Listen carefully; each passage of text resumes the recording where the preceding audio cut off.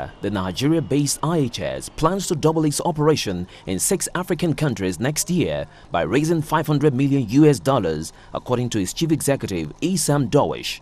Darwish said IHS planned to grow its tower sites to around 10,000 to 15,000 towers in the next 5 years from the 850 it owns now, expanding in Ivory Coast, DR Congo, Uganda, Rwanda, Kenya, and Nigeria.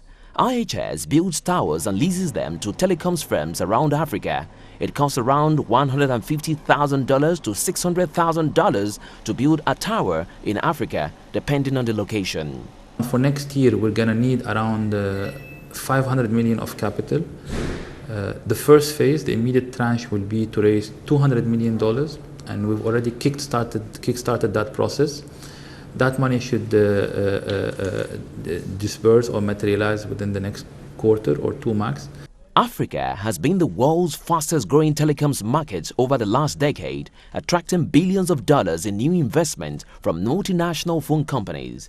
Darwish said he expected penetration rates, the amount of telecoms firms sharing towers from independent operators like IHS, to grow. He added that 60% of Africa had access to mobile phone coverage to make calls, but as more towers are built, he expects these to rise to 95% in the next 5 years. Cheaper digital phones that are out there that allow various data networking capabilities are getting cheaper and cheaper.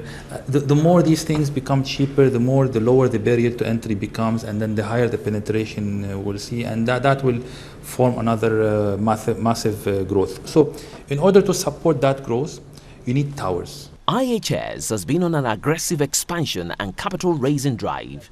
Darwish said doing business in Africa was a unique opportunity, and a lot of effort is required to ensure company operations succeeded to survive the sometimes very harsh business conditions on the continent.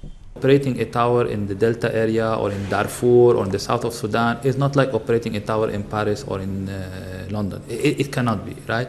So that's why even if you have the money, even if you have the skill in somewhere outside Africa or outside Nigeria, it's not a de facto thing that you will be able to succeed in here. So how do we compare versus other? I think we're one of the top 2 or 3. In Nigeria, we're the